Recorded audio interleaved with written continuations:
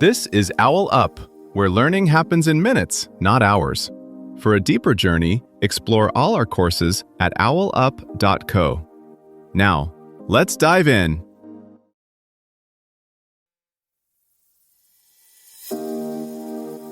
Welcome to Chapter 1 of our series, Secrets of the Gladiatorial Arena. In this episode, titled The Gladiator's Oath, we'll uncover the powerful words that bound these fierce warriors to their craft and explore what those promises meant in the context of their lives. So, let's dive in.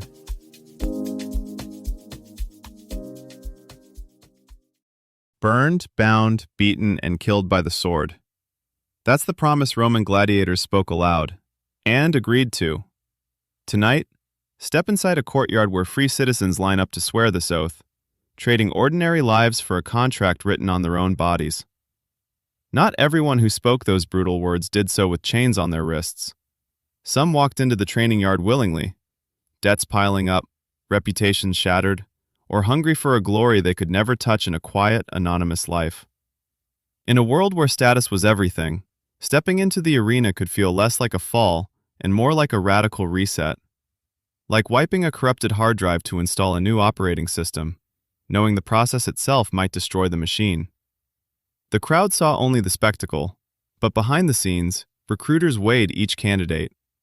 Age, scars, fighting experience, even how well they could project fearlessness.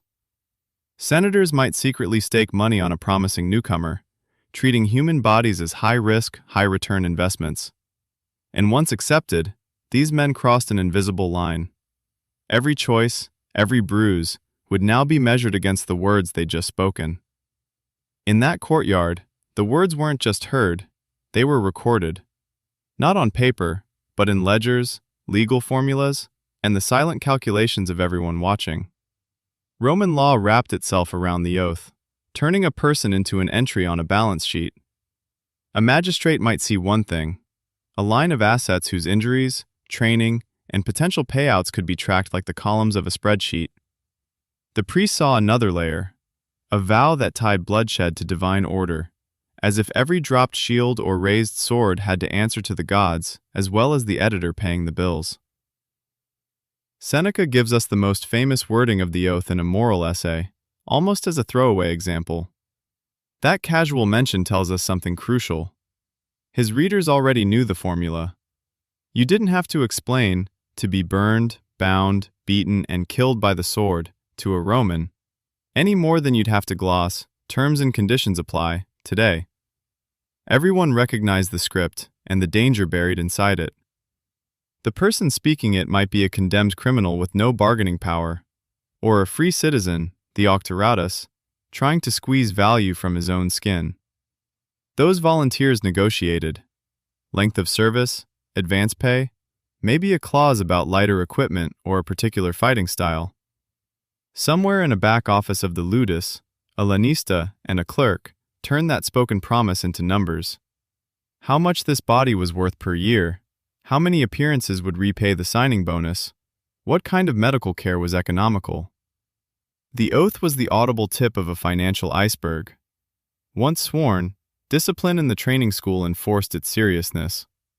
Fleeing practice, faking illness, or refusing to enter the arena all counted as violations, not just of house rules, but of sworn obligation. Punishments could escalate from extra drills and reduced rations to chains, the scourge, or being thrown into a lethal spectacle with no armor at all. In the worst cases, especially for those who'd entered freely, breaking faith could be treated as perjury, an offense that shaded into sacrilege. Yet the oath did more than threaten. It framed risk as a path to reward. Surviving multiple combats, performing bravely, or pleasing an influential patron opened doors. Better living quarters, shares in prize money, the right to wear distinctive gear, and, at the far horizon, the symbolic wooden sword that marked formal release. Modern estimates that a significant slice of fighters walked into the courtyard by choice force us to rethink the scene. Not just a line of victims, but a line of gamblers, each staking years of life on the odds that skill, charisma, and luck would beat the mathematical expectation of an early grave. At the same time, The crowd heard that same formula and drew a different lesson. If even a free man had vowed to accept fire, chains, blows, and steel, then his suffering looked less like cruelty and more like a debt being paid. The oath didn't only bind the fighter, it reassured spectators that what they were about to enjoy had been, somehow, consented to. A Roman watching that courtyard might not think in terms of rights at all, but in terms of performance and reliability. A promising fighter was treated less like a person changing careers and more like a custom-built piece of tech, expensive to develop, constantly monitored, and expected to deliver under stress. Training notes, medical reports, and performance anecdotes function like diagnostic logs, shaping where a man would be placed on the program, from opening warm-up bouts to climactic duels scheduled for festival days. Behind the scenes, social calculations ran just as cold. An octorotus from a respectable background risked the disgust of relatives, but could also tap into quiet patronage. A cousin in the city guard, a creditor willing to restructure debts if his asset stayed alive through 3 shows.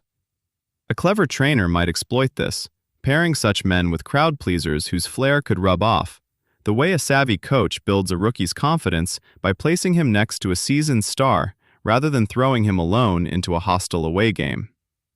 As archaeologists map more gladiator graves and epigraphers decode fragmentary tablets, we may find oaths adjusted like software patches, tweaked penalties, bonuses, or escape clauses that reveal local fears and priorities. Comparative ethicists already mine this material to probe how audiences accept violence when it's routed through ritual. Their findings could ripple outward, shaping debates on concussion protocols, combat sports, and how far consent can legitimize risk in modern arenas. The next puzzle sits in the gaps. Scraps of graffiti praising a favorite fighter, a scratched-in schedule on an amphitheater wall, a tombstone where a name is half erased. They're like backstage notes on a theater blueprint, hinting at how real people bent a rigid script. Follow those marginal traces, and the oath stops being abstract and starts leaving fingerprints. Try this experiment. For the next 24 hours, silently repeat a gladiator's oath to yourself before any challenging task, using this exact line. I choose this struggle, and I will meet it with courage, discipline, and honor. Pick 3 moments today that feel hard: a tough work call, a workout, a difficult conversation, and, right before each one, pause for 10 seconds, stand tall, and say the oath in your head. After each moment, quickly rate from 1 to 10 how much courage and focus you felt compared to how you expected to feel. By tonight, look at your 3 sets of scores and notice whether invoking the oath actually shifted how you showed up under pressure. This was OwlUp, your daily step forward. To keep learning with structured courses and more insights, go to owlup.co. Until tomorrow!